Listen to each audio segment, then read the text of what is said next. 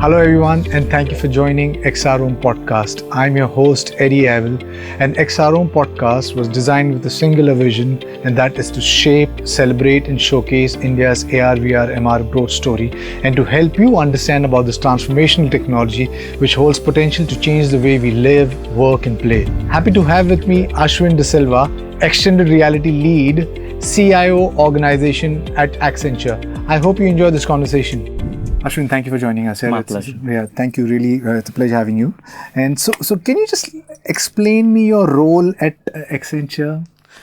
So like you were saying, I've spent 20 years in television, Right. and I've been moving multiple networks and setting up TV stations in India. As I kept moving with technology change, and I call myself a technologist at heart. Right. So it was more about getting in that 2K, HD, 2K, 4K. Right. And I believe that, the reason I joined Accenture primarily at the early days was I believe that it's not only entertainment, but how do people communicate in the future? In today's world where people are the millennials are more our YouTube generation, that the attention span is just 3 minutes and 4 minutes. Right. In corporate world, we kind of do a lot of monologue talking. Right. And how does one communicate within the ecosystem? Right. And which is why I was invited by Accenture to join them, to bring in my television and broadcast experience to help millennials communicate using television style broadcast communication. Right. I got in there and set up a lot of TV stations and things like that within Accenture. So we're setting up our own Accenture TV, but more we build studios and have, meaningful conversation in these monologues. Right. Accenture, is 500,000 people strong and all dispersed all around the world. And getting people to communicate is an important thing. The other philosophy is, how do I make these conversations meaningful and biteable content? Because half an hour monologues don't work, sending emails don't work, sending blogs really don't work these days. So how do I communicate in a medium which is video, which has the higher attention span? And that has led to now XR, because immersive reality, where already your attention span is so small, how do I bring my people into immersive reality where it takes them away from the real world, but the conversation is real, the message is real, and when you spend that even few minutes, what you learn from it is meaningful. Right. Because take a very simple example. We have a lot of ethics and compliances and other things that happen within an organization, which is important to an organization. But today, when people are so busy checking their mails, answering phones, these kind of messages and trainings become just a click of a button and people don't really get it. So organizations spend a lot of money building this content. No one looks at it. So this is where I think immersive reality and XR and VR become a big thing, because even if they spend 5 minutes, they get the retention and the exception is far better than what you probably spend a lot of money building other content. Completely. I completely get you, because I personally have been invested in the space since 2016, and I realized the potential of AR, VR, MR back then. And right now I've been evangelizing AR, VR, MR in India, and I'm really happy doing this because, like rightly mentioned, it's such a potential technology. So could you share a little bit more details on on your role? You're the extended reality lead over there within CIO. Yes. So can you share more? So Accenture is a large organization, and most of our key businesses is consulting to clients, to the Fortune 500 clients around the world. And that's how our reach is to the public at large. But if you look at it, there are two kind of mediums, talking to clients, but as an organization itself, Accenture has 500,000 people. And Accenture has a belief that we eat our own dog food first. When I say that, when we talk about technology, whether it's AI or whether it's blockchain or quantum computing or SAP for HANA, we tell our clients that we have done it for ourselves. And that's a great testimonial, because if I can do it within Accenture for 500,000 people, there are not many organizations probably as large as this. So successfully, if we implement for ourselves, it becomes easier for our client to believe, and two, for them to also know that the people they're working with can get it implemented. You guys walk the talk. You guys build it So rather than just talk about it. Yeah, we eat our own dog food. So it's not, gas. It's we've done it. We've gone through the pains and hence we probably are the best use cases to do it. So there's a lot of investment internally. So I am part of the CIO organization. I mean, that's a little confusing for some because there's normally you're of one CIO. Exactly. But for a firm as diverse as ours and as big as ours, and a lot of, whether it's got to do with IT, HR, other things, CIO is an IT organization internally. So we're the internal IT, but we have 10,000 people. So we don't have one CIO, we have a CIO organization. Right. So my focus is inward to the 500,000 people internally. And I lead social enterprise as well, is how do I bring to my employees, we call them the digital worker, is today, how do they earlier it was the days of bring your own device, but now it's a digital worker device. How do we bridge the gap about what they do in their life in the office to what they do externally? So for example, what they do on Facebook, we have something similar. What they do in terms of their YouTube and Netflixes, we have something similar inside. And we believe that since 60% of our folks is millennials, we need to create that gap between business and what they do in their day life. And I think XR becomes a very big factor because today most of people are using immersive devices probably for their gaming and basically for experimenting. But I think the bigger challenge is, I feel, is retention and getting person's mind space. So by using extended reality, if we are able to pass on the messages, it really helps. Right. So, so can you share some details on experiences that you built? I mean, since you're saying you've been building stuff rather than talking about it, so can you share any experiences that you built either for enterprise or consumers? So we've been doing this internally for nearly 2 years as well. So there are two ways that I build internally. Like we said, there's a team that is building POCs and experience for our client. I do this for doing it for our clients, right? So a lot of today, again, when people used to present to clients, it was probably PowerPoints. PowerPoints have become passé. Nobody does that anymore. We started doing 2D videos. But now, when we are talking to our clients, and most of them across geographies, we are using 360 video and we're using VR experience for interacting live with clients as avatars in a virtual environment. For masses at large, I have used augmented reality to build like a Wayfinder app for our employees. So, in India itself, we have more than 44 towers and each tower 6-7 stories. So with such a large footprint, it's very difficult for somebody to understand where the place is. Probably go to a new tower, you want to find maybe either the cafeteria or a particular location. Using augmented reality, more like Pokemon Go. So using the AR bit, we are able to find locations and people within facilities using augmented reality. Right. So giving that Pokemon Go, Google kind of experience in their in-house app that people can find things. Lovely. Yeah, so I see so many of these use cases, trading and simulation being one of them. So tell me, I'm just going to jump a little bit back. Your career, you've started with the television media, and what nudged you to get into immersive technology? Well, I put a serious thought into this. Right. The way, when I looked at, I love new technology, as I said, but when I looked at people getting into the space, I found a lot of people who were either people who were into 3D and people who were probably programmers. And within Accenture, we are more techie, right? So there's more programmers than creative. And I felt that there was a gap between the two because a 3D artist could create good 3D, but did not know too much on programming side. The programmers knew programming, but it's like take anything and make like a 2D thing and call it great visual effects.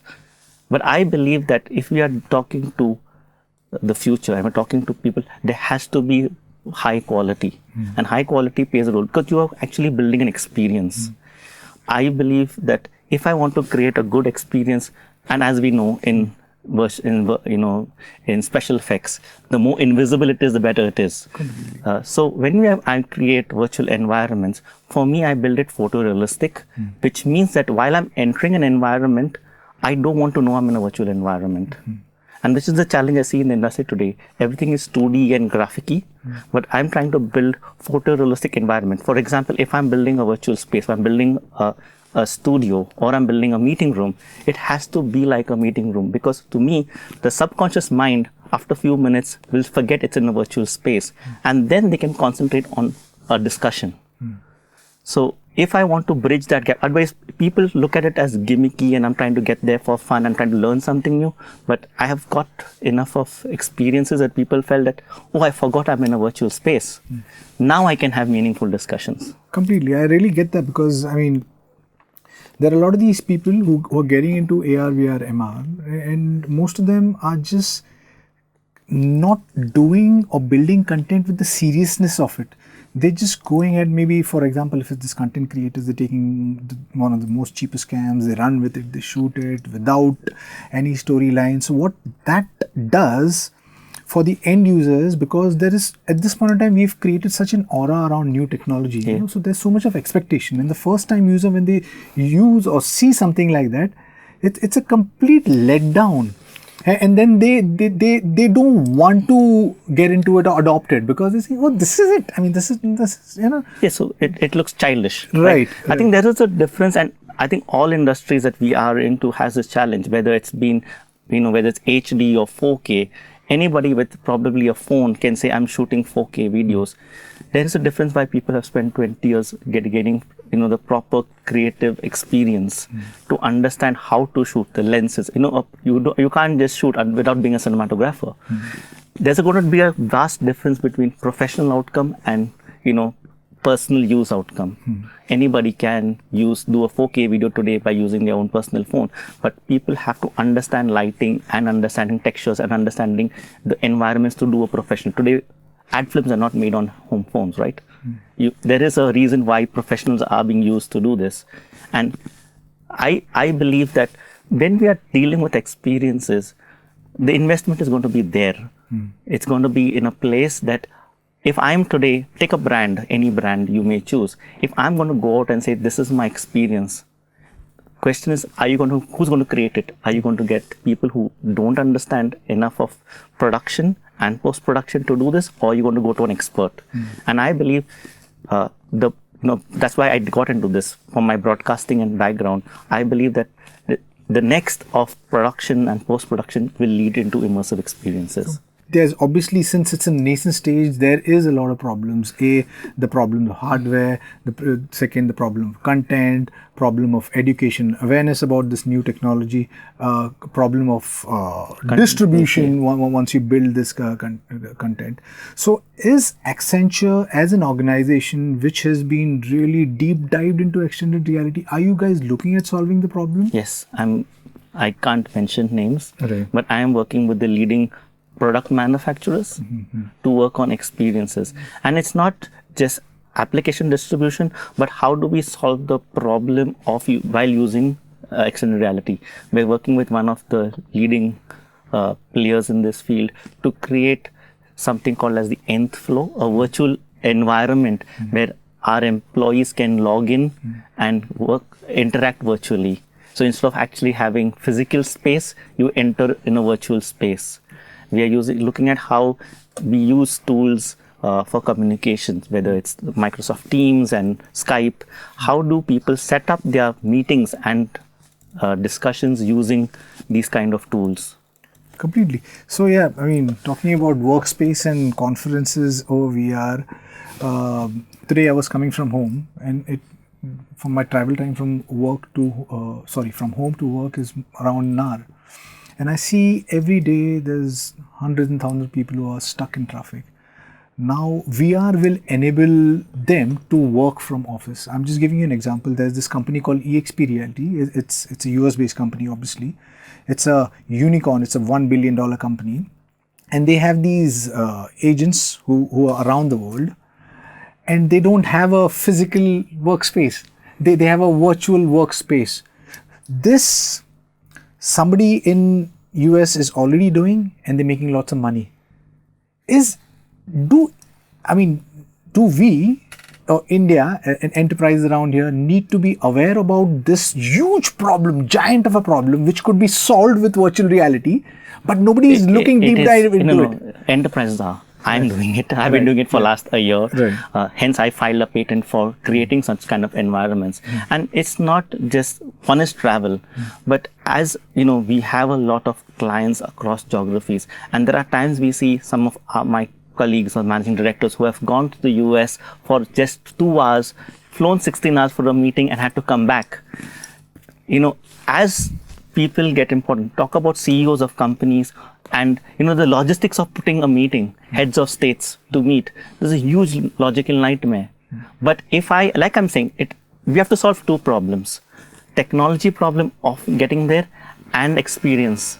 Because unless it is got that seriousness within it, you don't expect senior folks to get into and have a childish coffee table discussion, right? They want to have a meaningful conversation. And that's the problem we're trying to solve, is that can I get a business community to have a business meeting in a virtual experience, but taking that virtual thing out of place. And if I can get that, I cut down huge amount of cost of travel and space. Completely. That's such a huge problem, and it's just the cusp of waiting to be solved by people like you guys. So wish you guys luck on that, and I hope that gets sorted out, because eventually, I mean, who wouldn't love to sit at the comfort of their home? I mean, one is business, but look at it. Today, take the top universities of the world, the Harvards and the others, Oxfords and all of that.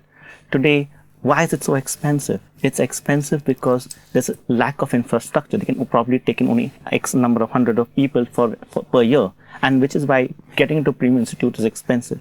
Today, most of the colleges, and I've done a course recently with MIT, where I could do it virtually over web. But imagine if all universities could do virtual universities, and I could attend cohorts, or I could attend sessions in basically virtual, then it becomes, the cost will drop drastically, correct? Completely. So talk about entertainment space, sports today. Today, I mean, sporting environments, I'd rather watch, instead of going to stadiums, which I can't get like a Formula One kind of things, I'm not going to be affording to go to all the tracks across the world. But if I can see the same experience in a virtual environment, take IPL and take the other things that are there, the World Cup just happened. All this, if I can see the same experience, get the same experience like I was there, then for $100, it probably cost me more to go to the stadium. Why do I need to go to the stadium? Completely. So yes, I mean, I'm excited for all of these.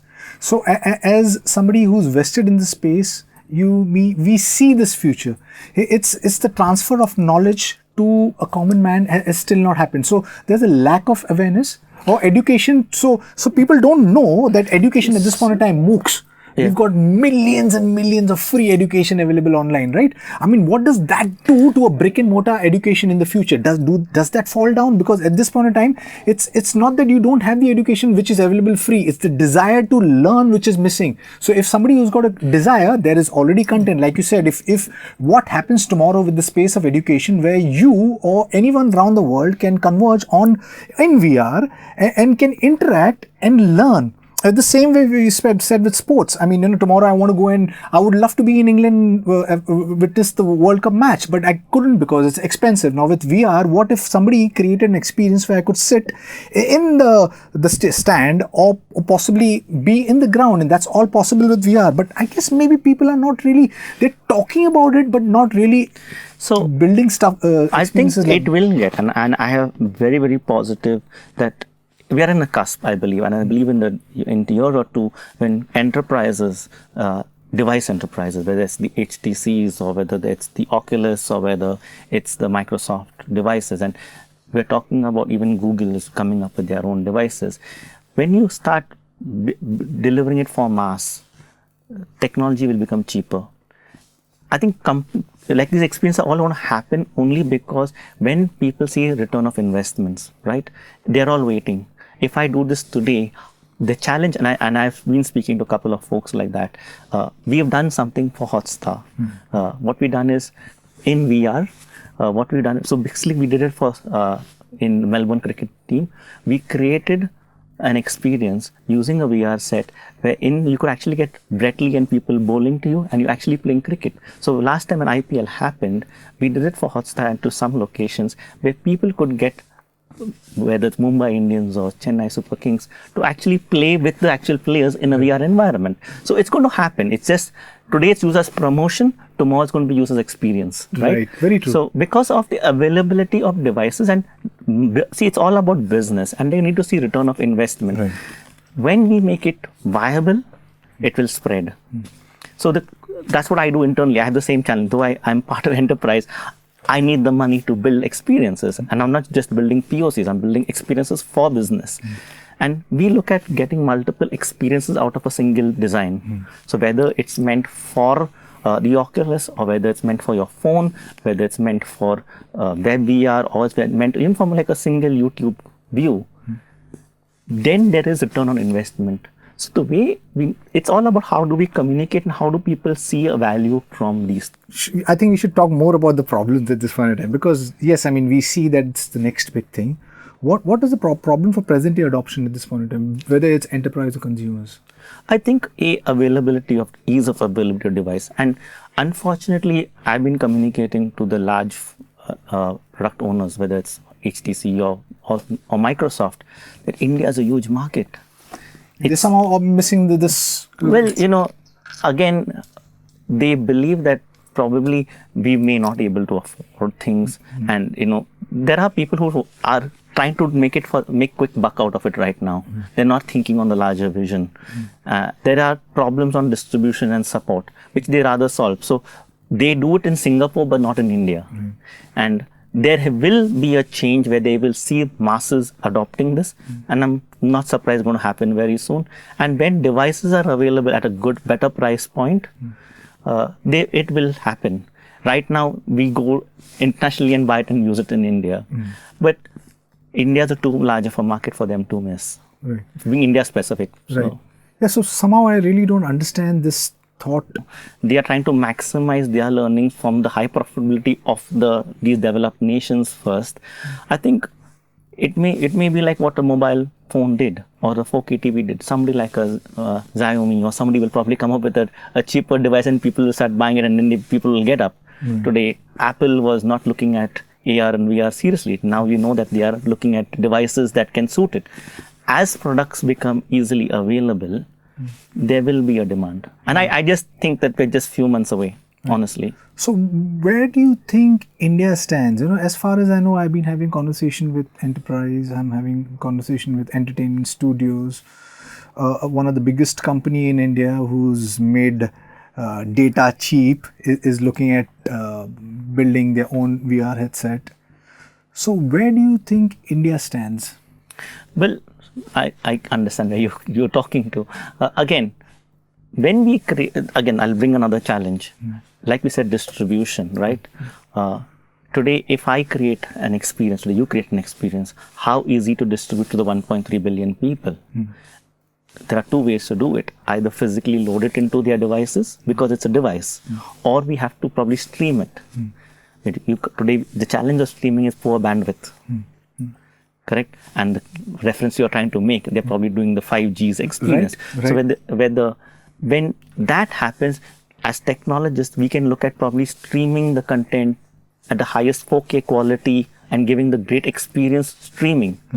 Today, you will have to load the app. Today, we don't have a way of mechanism of downloading the app. We are probably side loading, because today, if you build a good VR experience, it's probably a couple of GBs. You can't build, a very thin quality app. And because you want to maintain that quality, there's a whole compromise between optimization for the app and building high quality. So the challenge is that who's going to download a 10 GB app on their device, correct? So the mechanisms are not there yet, and that's what I'm trying to solve. Globally, you have people who don't mind downloading because they have the high bandwidths and things like that. And these are problems that will get solved. It's just around the corner. But again, there's a huge market. I mean, we talk about being in this space for 3 years and 2 years. There are people who've spent 20 years doing this, right? And it's the vision, and probably it's us who take that vision forward. And the opportunities are there.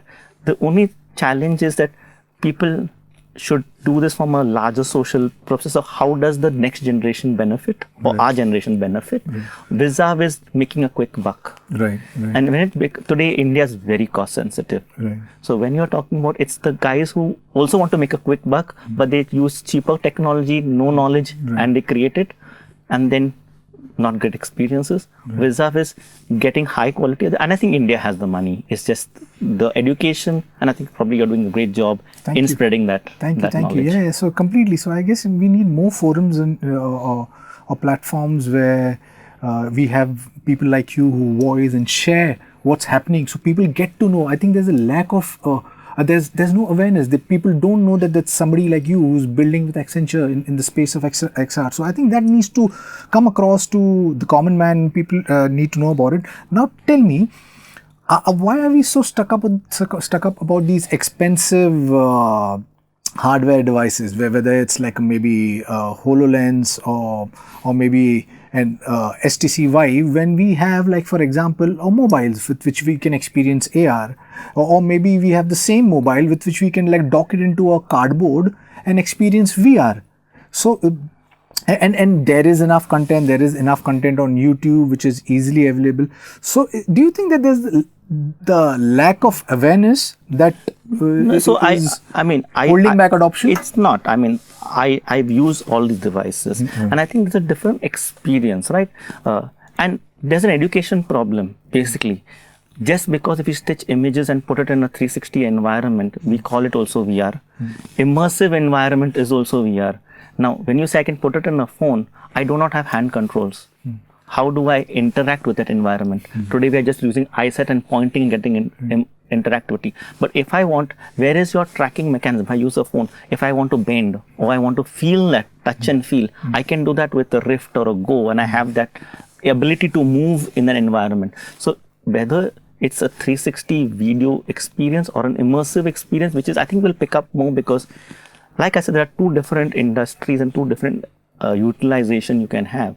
And if for me, the 5-star experience is if I create and simulate an environment where I can move, walk, touch, do all those things, and probably there are getting in information, whether it's IoT or getting the 4D, 5D sensors into it, the realism increases. While as with phones, if they come up with devices where I can actually use from a pointing device or interactive elements, because with point, how many features can I do? Correct? That's a limitation. But if they come up with hand controls and things like that, and synchronize with it, probably with Bluetooth, I think there are people working in that space, it becomes cheaper and more affordable. Right, completely, I get that. Now, tell me, is there any enterprise solution that you've built? Because your thing is obviously ROI. So is there anything, the solutions that you built for enterprise which has created maximum impact and converted into good ROI?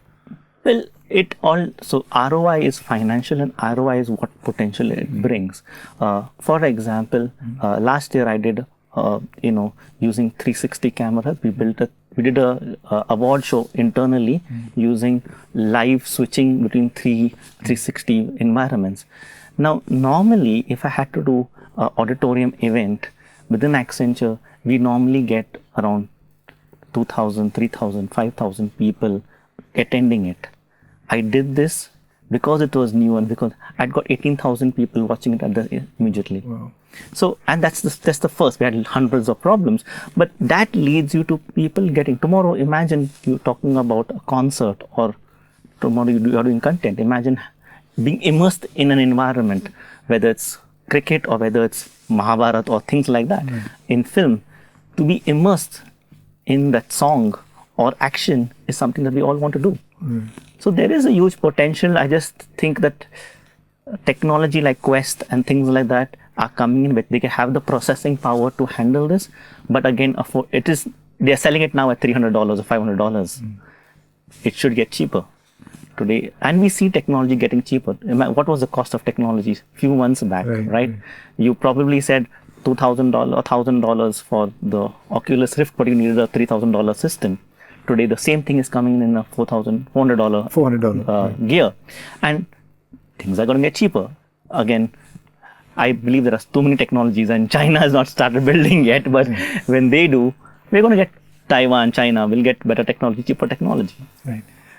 Are we, or is there any organization who's actually addressing the moral, ethical implication that's going to come along with something like this? Because so far today, right now, it's only maybe, or audio that can be recorded, or video, or possibly a GPS data and things like that, or with wearables it can capture body data. But with a wearable device, it's going to capture all the possible whatever we see. Are we signing in for something like this? So it's again, organizations like ours, we are very stringent on security and data, right? The GDPR, which is the big factor that we look at, is the sensitivity of data that can be used and shared. Currently, the biggest problem is data, and the challenge is also companies adopting AI. And when you're talking about this, there are two things that come into artificial intelligence and security. And organizations will have to protect these things. I'm not going to say that it's not going to be, because it happens, right? People are going to hack into it, misuse it, all of that. But that shouldn't restrict us from technology. It will have to be addressed and will have to be managed. But if you have, for example, with the GDPR rules, regulations, which is data privacy and data, there's something which is already happening in the world called ethical AI. Where that how do you use data when you're programming artificial intelligence? There's an ethical forums being developed at is the programmer itself or people using the data for correct use? And that will have to be used in the same environment. Today you have things like the Alexas and things at home. Which is listening into your conversations. But it's not meant to listen to, right. Correct? One is the machine learning aspect of it for improving your experience. But policies, I mean, today, if there is challenges right from your Facebook to things, but there are policies and rules that governments and bodies are looking at to prevent all this, right? It's like today, I don't think as technology people, we should get scared. People had fear on going to the cloud. But today, where is all your banking financial data available? No, I do get that. It's not being scared, but it's being more aware is where my perspective comes in. Because at this point in time, the biggest industry, earlier it was oil. Oil was the biggest industry. Yeah. Today, it's your data, your privacy, Yeah. where all of the biggest brands are vying for your attention, right? Because that's where they're going to get the big bucks from. Now, there seems to be no conversations when it comes to the moral and ethical implications which is going to arise with these technologies. AR, VR, MR being one of the technologies. There is. Right. I mean, Yeah, large firms are. Right. We are very sensitive because today large firms will get sued.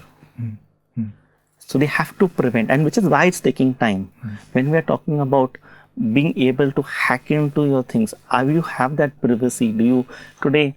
Misuse is the biggest thing, and it's not today the challenges of distribution. Today, somebody may download it for free. How are you going? It's not something that you build an app for, so to download it for free. How is it can be misused and people can hack that data? Again, today we don't see that challenge, and I think it's a very important point you bring, because today it's still single loaded, side loaded distribution. But once you're talking about streaming, then it gives you opportunity to get into that environment and do things and collection of data. Today, how much of the experience you're creating is collecting that data? I think we're still little away, but it's very important to address it. And I think we will address these things. It's up to people like us to do this. Build forums and kind of make people aware. But I would still, I think everything has its time. But why concentrate on the fears? Let's concentrate on the opportunities. Right. Because in time, we have to address it. Right. In no ways, I am against technology. Myself being vested in it, I know that technology is inevitable. And we should push it, because that's what creativity will always fuel the growth of technology. And we humans, we constantly create, these new things, and we need, and there shouldn't be any barriers. But yes, there is. First time in the history of humanity, technology is growing ever so powerful, where there is reasons for it. We're saying existential threat, which is happening because AI at this point in time is, even at being in a narrow stage, is growing so powerful. Eventually, when it gets to artificial general intelligence, we don't even understand the implication that might have. So yes, I mean, I do feel that there should be, I'm not in any ways trying to say that we should stop these great minds from building, But yes, I'm definitely saying that we should have a forum where we build a platform and a community, and we talk to these people who are building these products and safeguard our privacy. Is where I come So from. Yeah. companies like us, we're already into ethical. So we call it ethical practices. So now mainly AI, but all the devices obviously ethical development, because we do a lot of programming and development. So how do you govern that? Who governs these solutions? So we call it ethical AI right now, and I think this will come in with the security, or ethical AI will come to our space as well very soon. Right. So is there, you've been building, I mean, Accenture is building solutions and products. And so is there anything that you've seen which you thought was so awesome that you would have wanted to build it as an experience? Is there Well, I saw on YouTube a TED talk and talking about holograms, holopotation. Right. And it was nice because I think today we talk about holograms, but we still, holograms for me, I think is a little bit of a non-realistic. It's probably video on devices and air and things like that. It's not like the Star Wars experience that we see, or the, whether it's Mission Impossible kind of holograms that are there. But imagine, and I saw a video and it's available on YouTube, is that somebody giving a TED talk, inviting a guest as a hologram and talking about whether it's social environments, but the whole environment is created on stage using holograms, but using a VR experience. Now that's the bigger use, right? Because imagine our kids today. Today, my daughter, she's got, in her school, she's got stereoscopic understanding. So she watches 3D videos of the heart and, body. And, we today, earlier days, we would read textbooks and visualize in our head what things were. Today, our kids are looking at things on 3D and stereoscopy. Tomorrow they don't have to read about it. They will experience Very true. say a war or independence in a virtual environment, and that they will come with their own understanding and things. So I do not see it not happening. And the fact that I am investing my time into this, because I think it's going to explode. The experiences are far too many not to have this kind of. Right. So my earlier question, which I didn't complete it, so which I mentioned about these Fortune 500 companies who were going to go bankrupt, and it's predicted 40%. Now there are a lot of these enterprise people who want to understand about this new technology, but really don't know how to go ahead and build services. So would you like to share some of your thoughts on how to go about it to these people who really don't know about so how we, to... we do that, and so again, it's new for them as well, right? They are a little hesitant to invest in their own development teams, and we are trying to, as Accenture, we do a lot of consulting, and we show them the future with technology and how extended reality can be, whether it's mixed reality for operations, whether it's using simulations, whether it's how does it help their client and take it ahead, whether it's car manufacturers, whether it's airline industry. So we are addressing that issues, and along with our partners, whether it's Microsoft's or the likes of big firms, whether it's Adobe's and likes of the world, is how we partner with them to look at how do we do this on a larger scale. All device manufacturers are working with me right now with how do we utilize this for the enterprise. So I guess time is going to happen soon. Lovely. So last question of the day. So any moonshots, if you have, or any experience that you're building which you would love to share with the audience? Well, I mean, for me, it's my concentration is currently, I want people to use it like it's another tool in the house. Today, the way Alexa is, today, it's no longer, I have an, a thing like Alexa, things in my house. Everybody is using these devices. Today, I want extended reality to be like another TV in your house. I have always believed in glass to glass. So the whole cycle of the lens of the camera to the end device. I think immersive reality is the next thing that will happen. And for me, it has to be invisible like another device there today. Earlier it was the 2K TV, the 4Ks, then we came with the OTT platforms. And I think the next wave is immersive. And I think probably you are leading in the creative content of that side. So I believe it has a huge future. Right. Lovely. So pleasure talking to you, and what a note to end on, that it's the next big thing after whatever he said. So yes, even I endorse his views, because yes, AR, VR, MR is the next big thing.